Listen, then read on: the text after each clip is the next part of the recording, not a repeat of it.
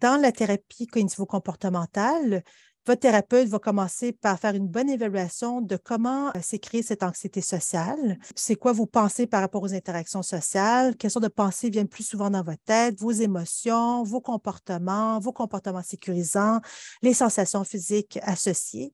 Est-ce qu'il y a d'autres problèmes aussi à côté de cette anxiété sociale, comme l'utilisation d'alcool, de drogue pour vous apaiser, la dépression, etc.? Il va vous donner des informations au sujet de l'anxiété sociale. Essayez de voir comment ça se manifeste dans votre vie à vous en regardant un épisode récent. Voir avec vous, c'est quoi vos objectifs par rapport à la thérapie. Donc, si vous étiez capable de surmonter cette anxiété sociale, qu'est-ce que vous seriez capable de faire que vous n'êtes pas capable de faire actuellement? Voir si vous avez besoin de médicaments, de tester le rôle de l'attention centrée sur soi et des comportements sécurisants sur votre anxiété sociale, de peut-être même filmer ces interactions que vous allez avoir avec votre thérapeute, puis de voir, au fond, comment vous paraissez vraiment dans les situations sociales. Puis qu'est-ce qui est le plus efficace pour vous aussi au niveau de la centration de l'attention et l'utilisation des comportements sécurisants. De vous inviter à le pratiquer dans la vraie vie aussi, de vous inviter à accepter des invitations sociales, de vous mettre dans des situations sociales en redirigeant votre attention pour observer ce qui se passe vraiment autour de vous, comment les gens réagissent par rapport à vous dans l'interaction. Et commencer par des situations un petit peu plus faciles et augmenter le niveau de difficulté progressivement au fur et à mesure que vous êtes confortable avec ça.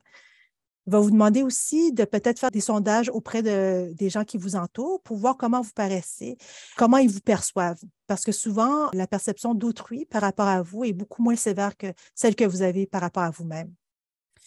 Va vous inviter à faire des expériences par rapport à l'anticipation, les inquiétudes, le moment où est-ce que vous anticipez une situation sociale, comme par exemple aller au travail, parler dans une réunion, puis que vous commencez à vous inquiéter, qu'est-ce qui va se passer? Si telle affaire arrive, qu'est-ce que je vais faire? Si telle affaire arrive, est-ce qu'ils vont me rejeter?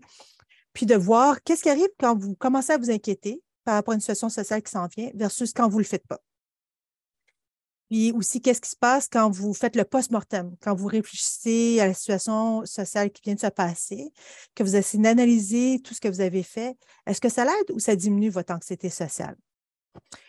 Il va parfois aussi regarder les souvenirs sociotraumatiques à l'origine de votre anxiété sociale. Souvent, les gens qui ont de l'anxiété sociale, ils ont eu des interactions qui se sont un peu moins bien passées, comme par exemple, une fois qu'on était en classe, puis qu'on a bégayé, puis qu'on a eu une mauvaise note, par exemple, puis ça revient en boucle dans notre situation actuelle, même si on a 30 ans, 40 ans, 50 ans, puis ça nourrit notre anxiété sociale. Fait qu'il va regarder ça, puis essayer de déconstruire avec vous ce souvenir, faire un traitement émotionnel de ce souvenir pour pouvoir remettre à jour cette idée de vous-même dans la situation sociale.